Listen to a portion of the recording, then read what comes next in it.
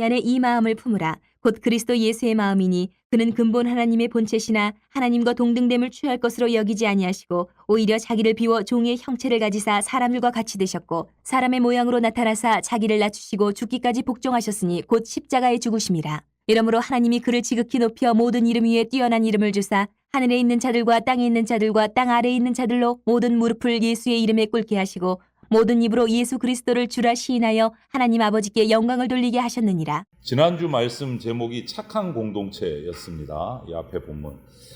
교회가 착한 공동체가 되는 것이 핵심인데 그 핵심으로 한 마음으로 하나가 되는 공동체 정신을 회복하는 거라고 말씀을 나누었습니다. 그렇다면 어떻게 우리 대전장로교회는 한 마음으로 한 공동체를 주 안에서 이룰 수 있을까? 사도 바울은 그것을 오늘 본문에 보면 그 비밀을 예수 그리스도에게서 찾고 있어요. 하나가 되기 위해서 어떤 군인들처럼 특수한 훈련을 해서 막 이렇게 하는 것이 아니라 단순하게 예수 그리스도가 보여주신 삶의 태도를 따라서 쫓아가기만 하면 된다라고 말하는 거예요. 예수님의 삶의 태도를 따라가기만 하면 우리는 착한 공동체가 되는 거예요. 그 예수님의 태도가 뭘까? 그것을 오늘 우리가 착한 태도라는 제목을 가지고 나누려고 합니다. 본문 5절에 보면 이렇게 돼 있어요. 너희 안에 이 마음을 품으라. 곧 그리스도 예수의 마음이니 이렇게 돼요.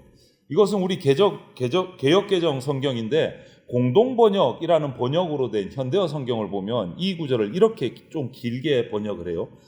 여러분은 이런 태도를 가지십시오. 그것은 곧 그리스도 예수께서 보여주신 태도입니다. 이렇게 번역을 해놨어요. 그러니까 이 마음을 품으라.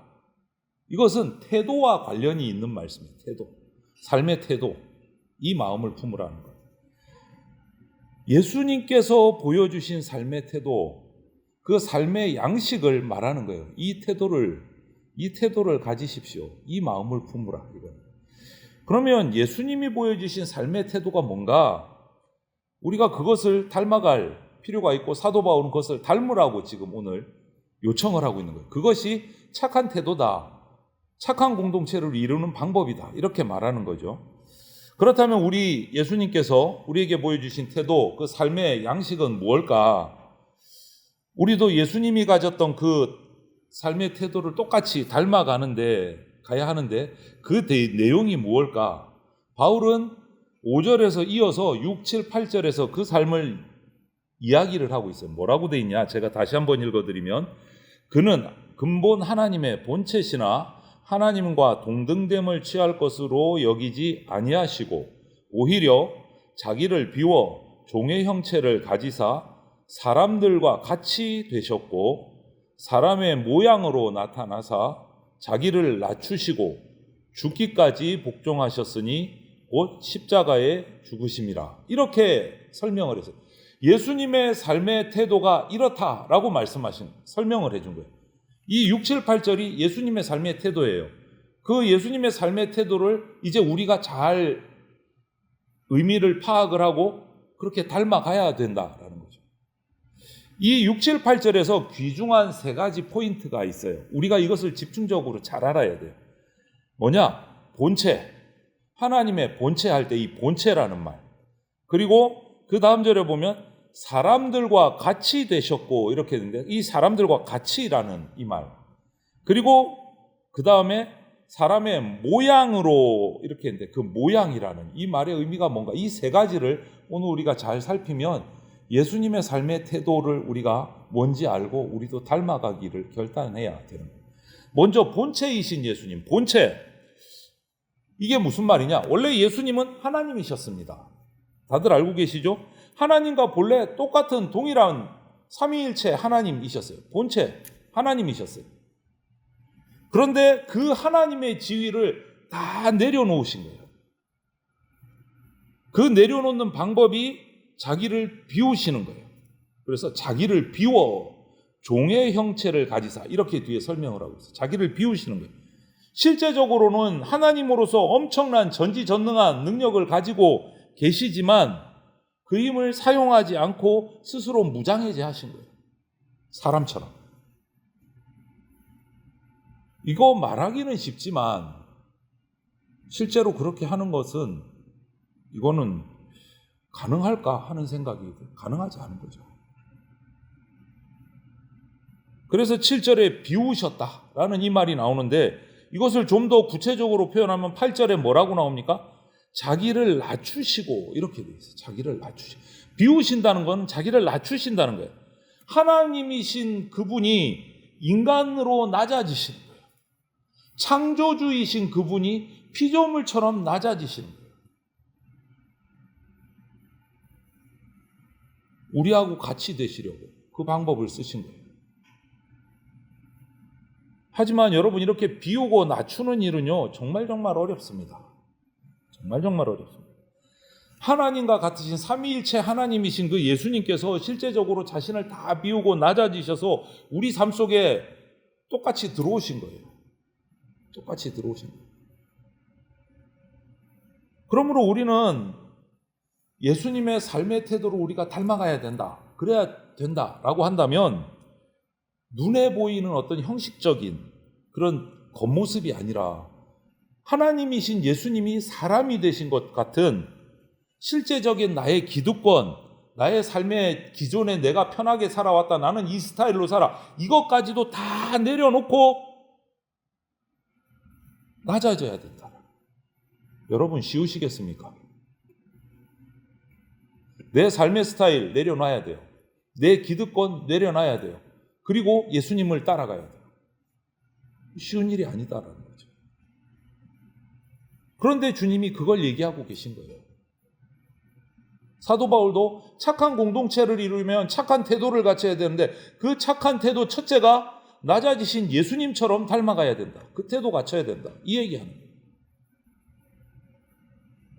하나님이신 분이 인간으로 그것도 종의 모습으로 오셨다. 인간 귀족도 아니고 종의 모습. 불가능한 거죠. 우리가 볼 때는. 이거는 말이 안 되는 이야기인데 그런데 바울은 이것을 우리가 닮아야 될 예수님의 삶의 태도다라고 얘기하고 있는 거예요. 쉽지 않습니다. 하지만 해야 합니다.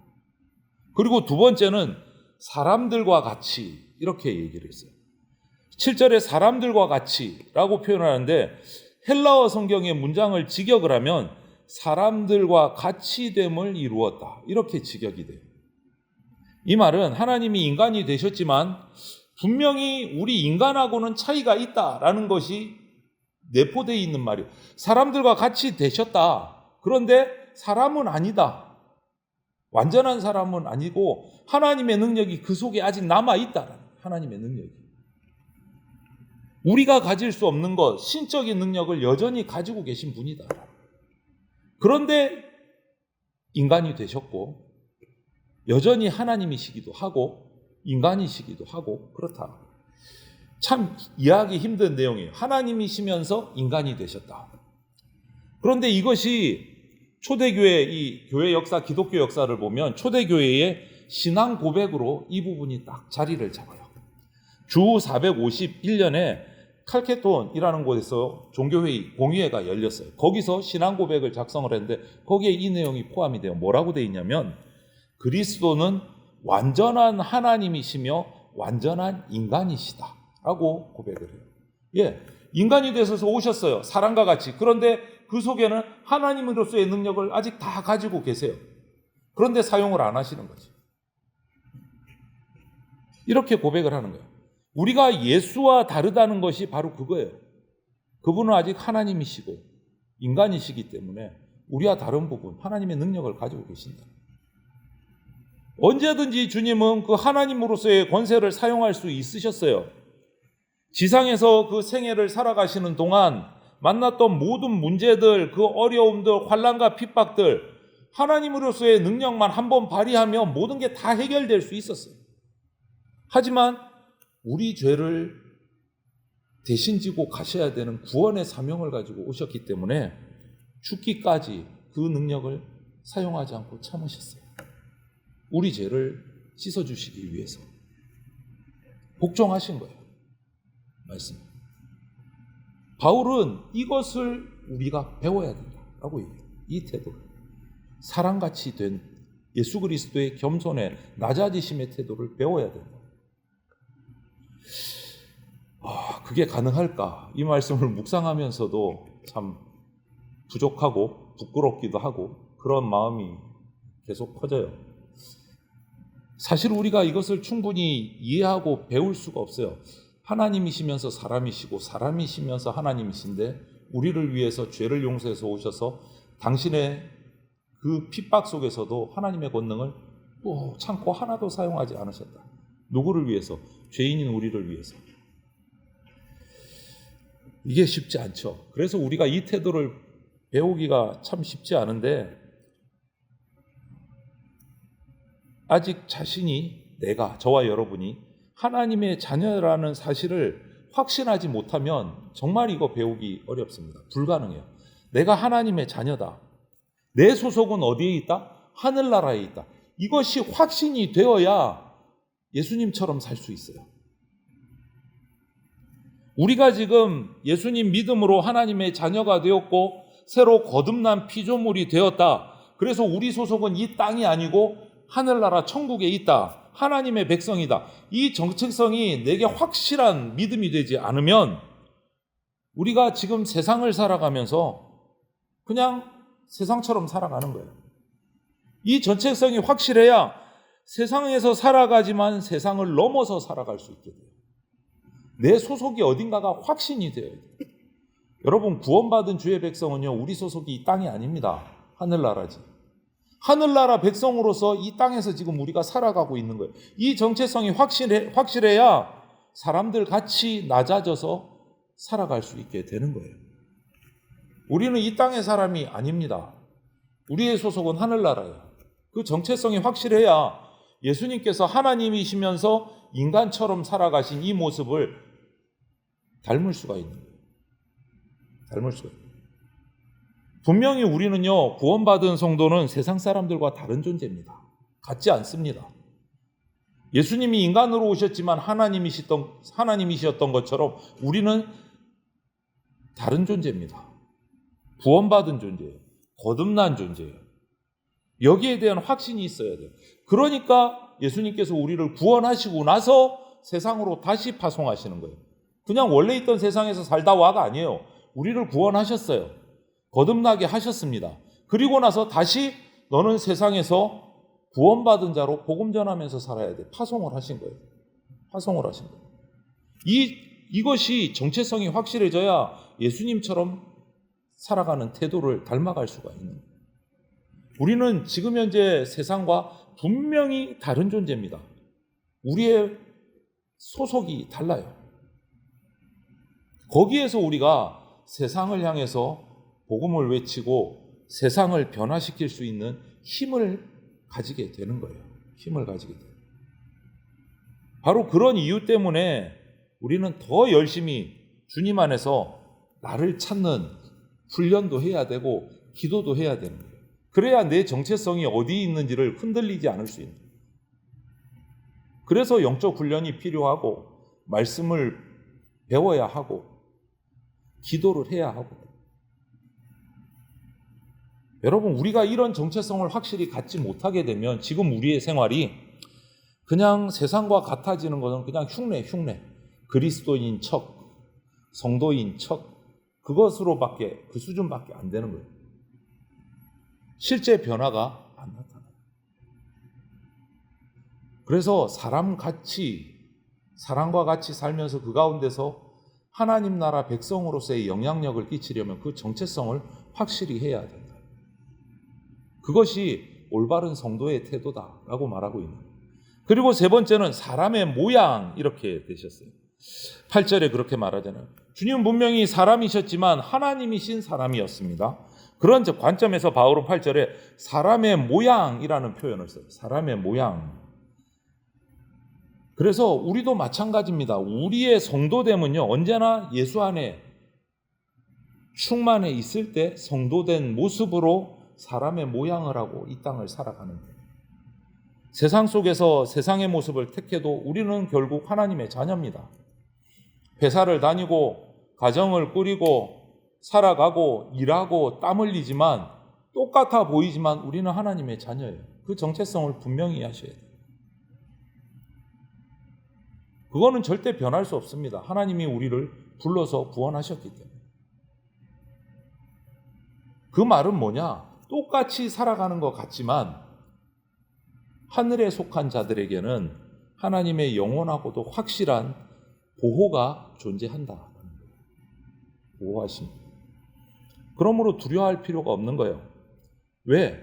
우리는 세상에 속한 자가 아니고 하늘에 속한 하나님의 자녀이기 때문에 두려워하지 않는 거예요. 정리하면 이렇게 됩니다. 예수 그리스도는 본래 하나님이십니다. 그분이 우리 인간이 되셔서 우리같이 낮아지시고 우리를 위해 죽기까지 복종하심으로 구원사역을 이루셨어요. 하지만 그분은 변화될 수 없는 하나님이신 사람입니다.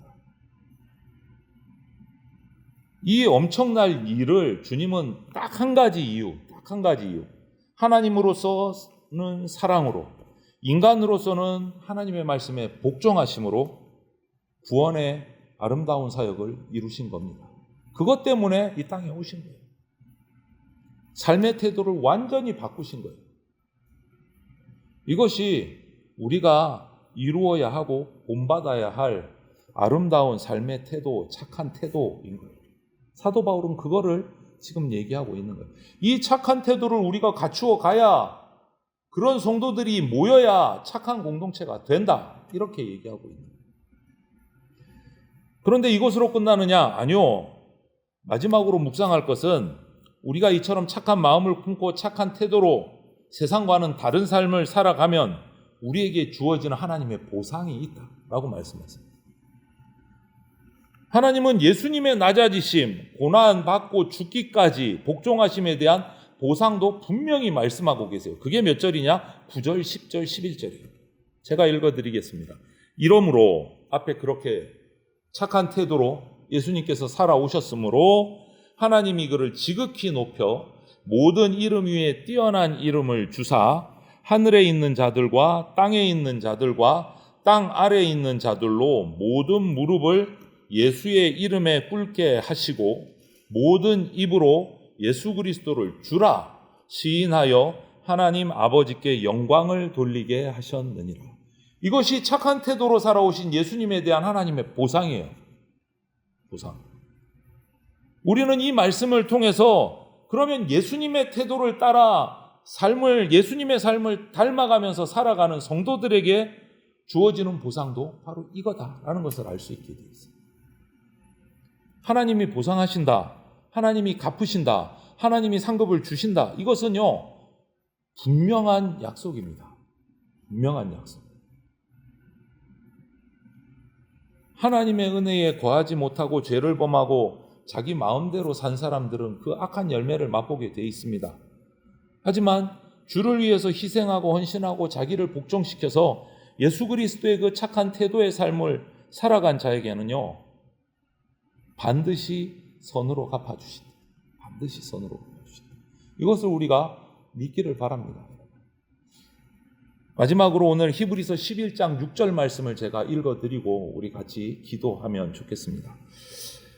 믿음이 없이는 하나님을 기쁘시게 하지 못하나니 하나님께 나아가는 자는 반드시 그가 계신 것과 또한 그가 자기를 찾는 자들에게 상 주시는 이심을 믿어야 할지니라. 아멘.